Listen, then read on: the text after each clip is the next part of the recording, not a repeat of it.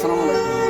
আমরা যারা normal user আছি বা আমরা যারা টেকনিশিয়ান আছি, আমরা অনেকেই আইফোন যদি আমরা ফরম্যাট করে ফেলি বা হয়তো বা আমরা অনেকেই আছি সম্পূর্ণ ইউটিউবের উপরে ডিপেন্ডেড হয়ে আমরা অনেক সময় ফোন ফরম্যাট করে ফেলি বা ফরম্যাট করার পর আসলে আমরা মূলত আজও অনেকেই আছি আমরা আইফোনগুলোকে টোটালি এখন সেটিং করতে পারবো।